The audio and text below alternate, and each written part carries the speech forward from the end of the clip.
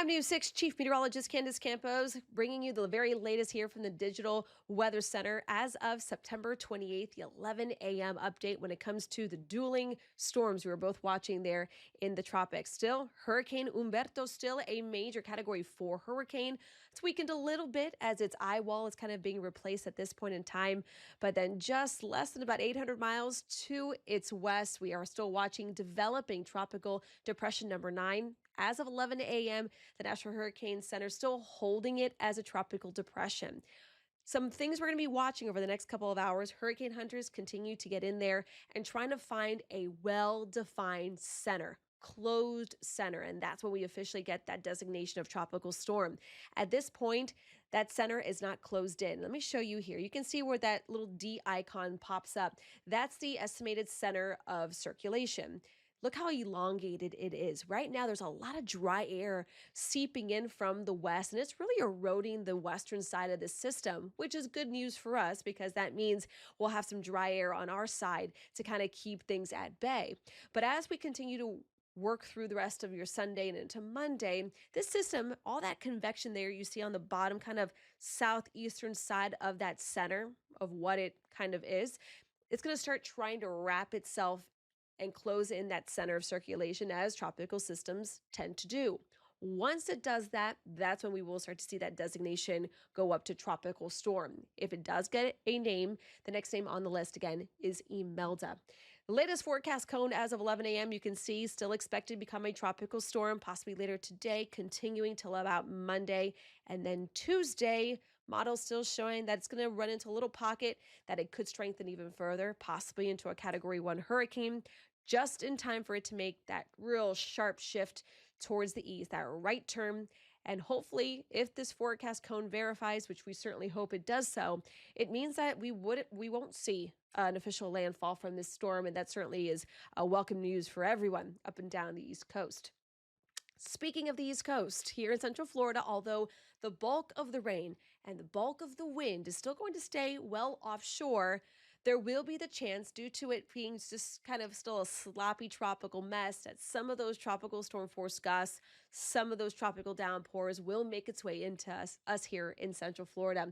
So you can see tropical storm watches are in effect. Not for everyone here in Central Florida, but focused right along the immediate coastline, right along the coast of Volusia County, as well as Brevard. Not so much in Flagler County as of this taping. Those tropical storm watches for you guys in Flagler remain for the nearshore waters. Look at the wind gusts over the next couple of days throughout Sunday and Monday, at least. You can see throughout your Sunday, winds will start to pick up between about 15 to 20. So a nice kind of breezy day for many of us. But then as we head into Monday, that's when really the winds are going to really kick into high gear, with our strongest winds expected along our coastline between 30 to 35 miles per hour.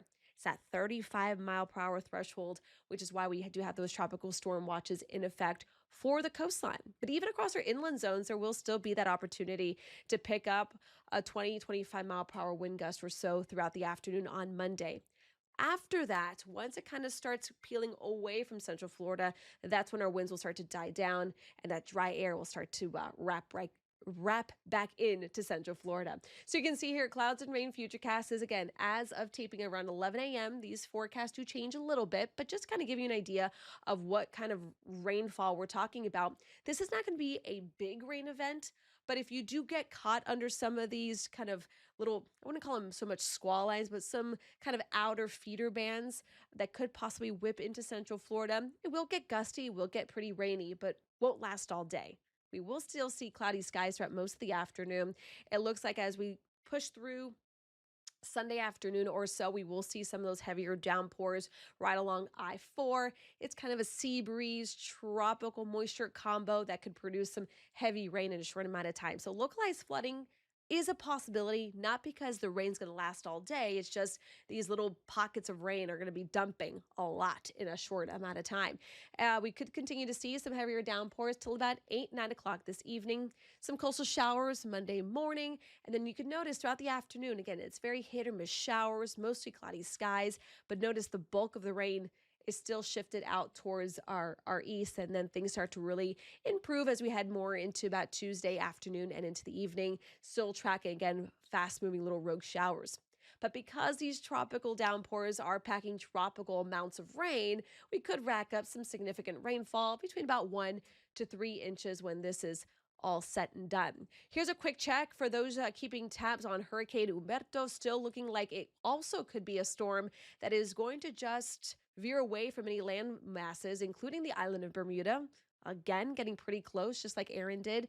But you can see still packing winds of 150 miles per hour as of the 11 a.m. update. Still looking like it will maintain major status as a Cat 3 till at least Tuesday.